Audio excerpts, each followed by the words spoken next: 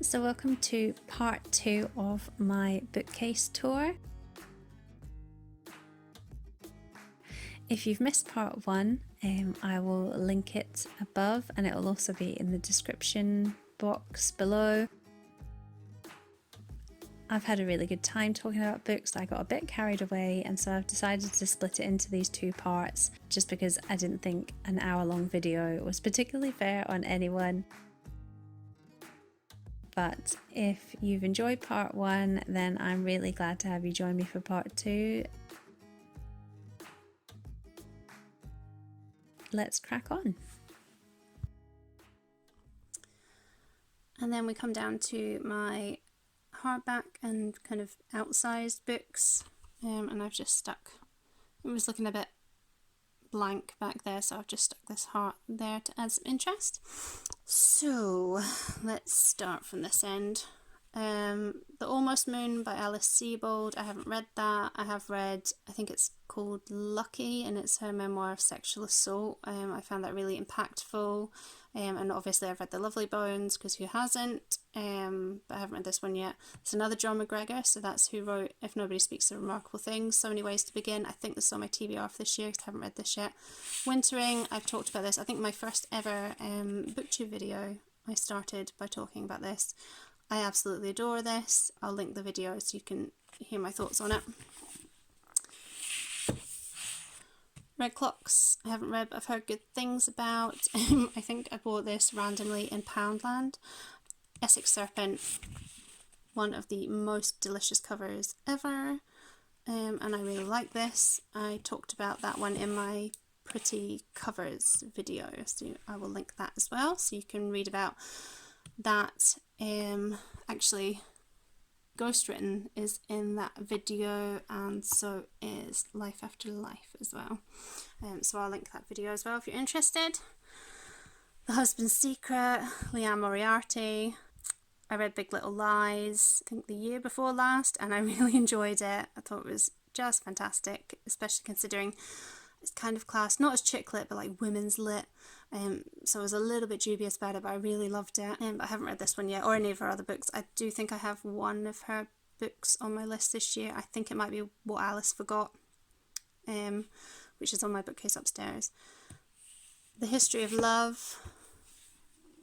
This is just, love this book so much. It's by Nicole Krauss. So actually talking about like chick lit and things, I was a bit hesitant to read this one because the title sounds a bit mushy, but it was recommended to me by one of my best friends who has a really cool taste in reading, so I trusted his judgment and went with it, and I'm so glad I did. I was like crying just a few pages in. So it's a story told mainly through the eyes of a young teenage girl and an 80-year-old Polish Holocaust survivor, and it's really a story about a story that he wrote about a woman that he loved and had to leave behind, and the teenage girl is named after this woman, and we find out kind of how the two link, and it's just brilliant. Absolutely love this. Then we've got A Thousand Splendid Suns by Khalid Hosseini. He wrote the Kite Runner as well, which I've also read. I don't know which one I prefer. The Kite Runner is, oh my god, it's such a tough read. Not that this one is easy either, but I really enjoyed reading about Afghanistan, and the cultures and the struggles of the people that live there. I know he's not to everyone's taste, but I really enjoy him. Louise Welsh, The Girl on the Stairs. I haven't read this one, but I've read a lot of her other books. She's a writer from Glasgow. She wrote The Cutting Room, which is phenomenal. This one, I think I bought it purely on the strength of the author rather than knowing anything about the story. Actually, that's quite a cool cover. I like that. Is that like a close in Glasgow? I'm not sure. No, it's... oh no, Berlin. Okay then. Sounds pretty interesting. A woman who's on her own and pregnant in Berlin, while her partner Petra is at work. She explores the neighbourhood in the derelict building that looms over their backyard. A light flickers. Oh, sounds interesting. And then we have The Centre of Winter by, is it Maria Hornbacher?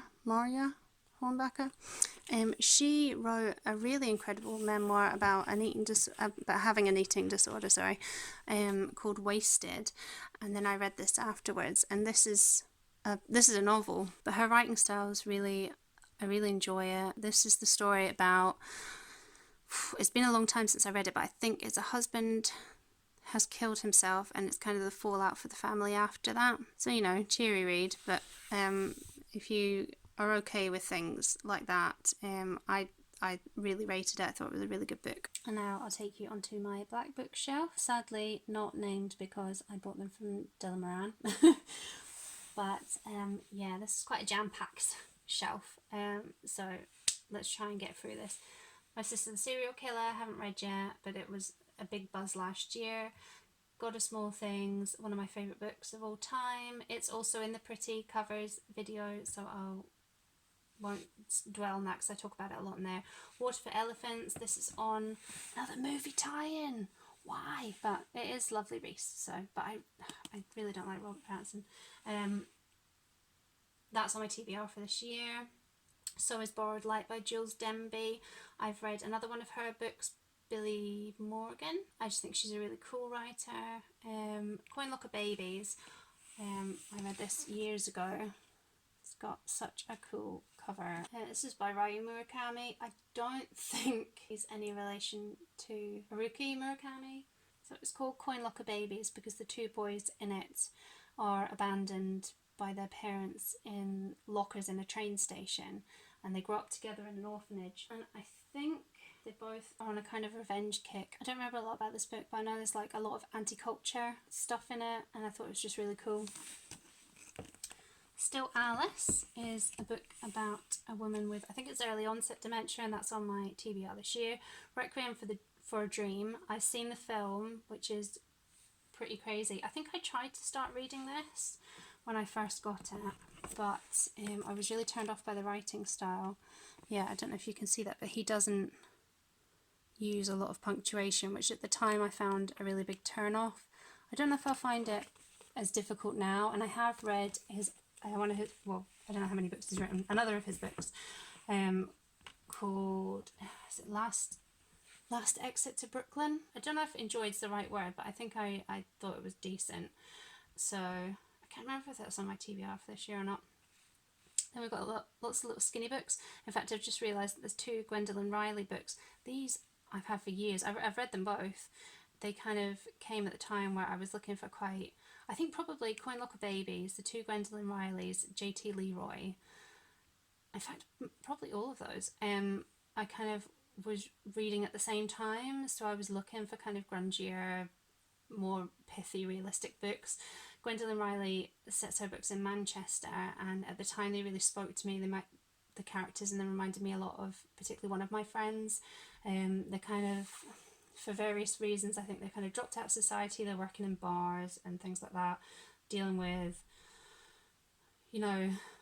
just being kind of underwhelmed by life. And I remember really enjoying these, which is why I've kept them on my shelves for so long. Vagina Monologues is a really important book. Everyone should read this. It's just, and for me, it was probably the first kind of feminist book I ever read, and then I went to go and see it being performed by an LGBTQ group in Edinburgh as well, and I just think that's really good. I think she's had a book out in the last year, which I need to pick up as well. I think it's a novel, which is obviously completely different to this, so I need to try that out. J.T. Leroy, this is so controversial. I love the cover. I'm going to say something controversial, and it might not stand up now because I read these probably about 15 years ago. I really liked J.T. Leroy, and I know if you don't know the crazy shit that went on about J.T. Leroy, please Google it because I can't even begin to unravel it. But basically, J.T. Leroy posed himself as a transsexual or transgender author who had been raised to be a truck stop hooker as a child, all this crazy stuff, and then it turned out that really J.T. Leroy was just I think she's pretty middle class American woman who's just pretending, but it is crazy. It's much crazier than that. I'm making it sound way too run-of-the-mill. It's bizarre, but actually I've not just got this because it's my name. Yeah, I enjoyed the books at the time. I haven't revisited them. They may be a pile of crap. But I have this, and I have The Heart is Deceitful Above All Things upstairs as well. Bit of a controversial one there. Fight Club by Chuck Palahniuk or Palahniuk. Never been able to pronounce his name. Another movie tie-in. Why am I starting to realise how much I've got all these movie tie-in book covers? Probably his best book. I've read a few of his. I've kind of grown out of him. I just find him a bit gross now. I think I read Haunted was the last one, or was it Snuff? And I was just like, right, I'm done with you, dude. But Fight Club is good. Another Muriel Spark. I haven't read this one. In fact, I've only recently just bought this one. My two Brontes, Jane Eyre, Wuthering Heights. My Tenant of Wildfell Hall is a Kindle copy, so I need to pick up a paperback, hopefully that matches with this. They're the three Bronte books that I have read. I think I need to just make sure I read them all because phenomenal writing. Wasn't a huge fan of Wuthering Heights in general, but I really loved the way it was written. Jane Eyre I love. I think Tenant of Wildfell Hall is my favourite, and just, yeah, really, we were very, very blessed to have this family put pen to paper. Then I've got The Great Gatsby, which I adore. This is my mum's copy. I think this is from like the 70s or something. And she she forced me to read this when I was 16. I thought it was okay. I didn't get it. I've reread it twice in my adult life, and I adore it. I also really love the Baz Luhrmann film version, but that's probably because in my eyes Baz Luhrmann can do no wrong. Sylvia Plath's Bell Jar, pretty standard for a girl of my age and persuasion to have on her shelf, but I really remember this fondly. Handmaid's Tale, one of my favourites. Mrs. Dalloway, yeah, conflicted about this. I did appreciate it. I'm not sure I would say I enjoyed it. One Flew Over the Cuckoo's Nest, I really did enjoy. I thought this was much better than the film. Memoirs of a Geisha, I read this probably about between 15 and 20 years ago, and I absolutely loved it. I think it's beautiful, it's fascinating, and I know it's become a bit contentious in recent years because of how we view particularly white men writing from the perspective of a culture that is not theirs, but I still really adore this book. Then we've got We Need to Talk About Kevin by Lionel Shriver, and talk about controversial.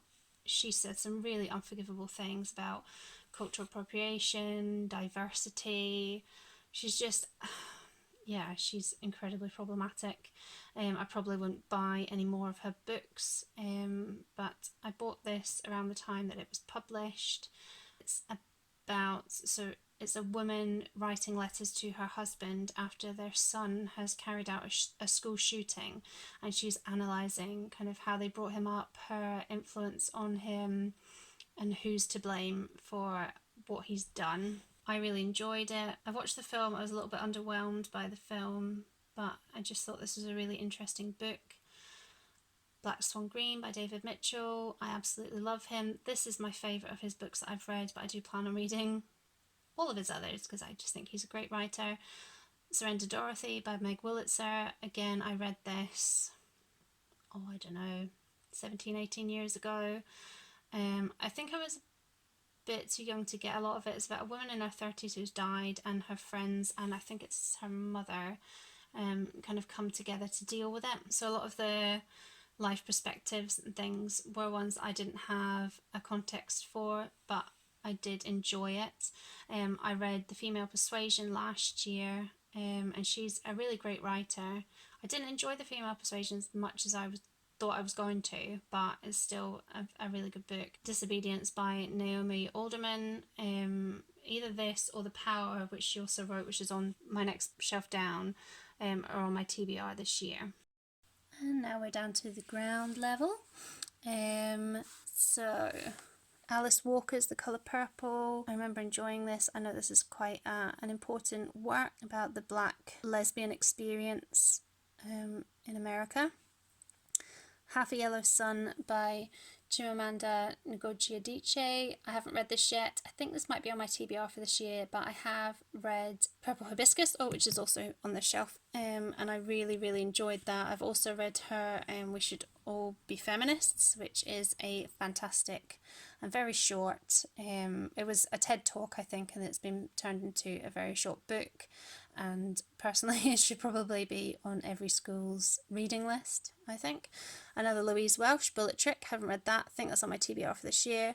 Amy Tan's The Joy Luck Club, which I think this is another one I stole from my mum. I read this a couple of years ago. It's a really interesting look at the relationships and different experiences of immigrant Chinese mothers and their American Chinese daughters. There's The Power by Naomi Alderman. To the Lighthouse by Virginia Woolf. I think I enjoyed this more than Mrs. Dalloway. Trainspotting by Irvine Welsh. Is this his only book that I've read? I can't remember if I've read any more of his.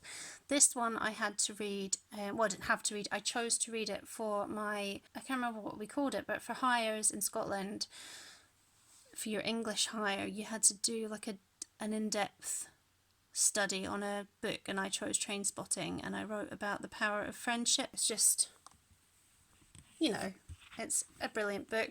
Probably the first book that I read that was written in colloquial language, which I guess if you're not Scottish might be quite difficult to get into, but I think it's really great. And everyone knows the film is amazing. Actually, the follow-up, T2, was really good as well. I Capture the Castle by Dodie Smith. She is the woman who wrote 101 Dalmatians. This is a coming-of-age story set in a very dysfunctional family. I absolutely adore it. I just think it's incredible. Life of Pi, I read a couple of years ago. I need to watch the film of this. I loved it. I just thought it was such a special book. It's such a strange concept. So a boy is trapped on a lifeboat after his ship sinks, and his only companion is a tiger. I think there was other animals to begin with, but the tiger soon gets rid of those. It's just a strange little book. I love it. So yes, Purple Hibiscus, Sweet Francais by Irene Nemirovsky. This is brilliant. I think this was found, if I remember correctly, the manuscript for it was found in suitcases by her daughters after she had died, and it was written during World War II. I'm trying to remember now. I think it's lots of stories of different people's experiences of that time. Obviously, where it differs from a lot of the historical fiction I've read from World War II is it was written by someone who was there at the time and probably written during the time it was happening. She also wrote a great book I read last year called Jezebel, who's kind of the female version of Dorian Gray, and I thought that was brilliant. Cleaned Out by Annie Ernaux. I read this very long time ago. It is translated from French. So this is the story about a girl who has had a backstreet abortion. I think it's set in the 70s, but I still felt that it was really relevant. I thought that Ernaux's writing is so powerful, like the imagery, the social commentary, and just how she talks about the feelings about her family. This isn't a memoir, this is a novel, but I know at the time it was really one of my favourite books that I'd ever read. I haven't revisited it yet, and I haven't read any more of her stuff, but I really need to do both of those things. Carry Me Down by MJ Hyland, I haven't read yet, but I have read How the Light Gets In, which is I think why I bought this, because I really, really enjoyed that. I can't really remember anything about it, but I know it was a really powerful book and I really enjoyed it. Okay, so now we're on to the last shelf. So thank you for sticking with me. I hope you're not bored rigid. So we've got Bodily Harm by Margaret Atwood, which I haven't read yet, but I've read loads of her stuff. I usually like it, so I'm pretty sure I like that. Spin Cycle by Zoe Strachan. This is another one of my kind of early 20s reads. I absolutely loved this. It's set in a laundrette on Great Western Road in Glasgow, and it's quirky, it's strange, but I loved the characters. I just thought it was a really special book. I've read a couple of her books now. I think she's a great writer, and she is, or was at least, the partner of Louise Welsh, so two great writers in a relationship. They must have some interesting conversations. Then next we've got You, Me and Other People. So this was recommended to me by Stacey, one of my subscribers. So thank you so much, Stacey. Look, I bought it. This is a novel, but Stacey recommended it to me because I'm keen to find books on divorce and infidelity as I go through my own experience of that. So this needs to get read pronto. Beloved by Toni Morrison. This is a World Book Night copy. This is the first Toni Morrison that I'd read. Jesus, it's a hard read. It's a tough one, but it's also really important. So yeah, brilliant book. Big Little Lies I've already mentioned. Ray Bradbury, Something Wicked This Way Comes, which great title and brilliant cover. I bought this specifically for a Pop Sugar Reading Challenge prompt last year. I can't remember what it was, possibly a horror. And I actually wasn't really looking forward to it, but ended up absolutely loving it. It's about this mysterious circus shows up in town, and these two boys figure out that there's something not quite right about this, and they try to unearth the mysteries. Yeah, really loved that book. Prozac Nation. This I read maybe nearly 20 years ago now. It was kind of one of these formative books, and it helped me a lot with my own mental health struggles, and I've always kind of really held it in a special place. I know they made a film or a TV adaptation with Christina Ricci in it, but it was never released over here in the UK, which is a bit of a bummer because I really would love to see that. I know Elizabeth Wurtzel is one of these ones that is a bit, I don't know if she's problematic or if she just rubs people up the wrong way, but I've read 3 of her books, and I think she's probably, there is a bit of an arrogance about her, but I do think she's quite interesting and intelligent. So yeah, Prozac Nation is just one of those ones that I think I will always remember. Another Janice Galloway, I think this might be another memoir, I haven't read this yet. Maggie O'Farrell, Instructions for a Heatwave. I haven't read any Maggie O'Farrell yet. I've got a couple of her books in my collection. I really want to read I Am.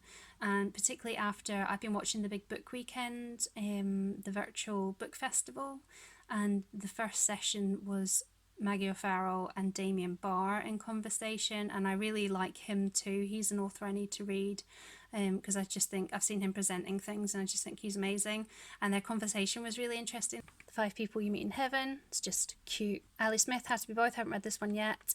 Special and Our Endless Numbered Days are both in my Pretty Book Covers video.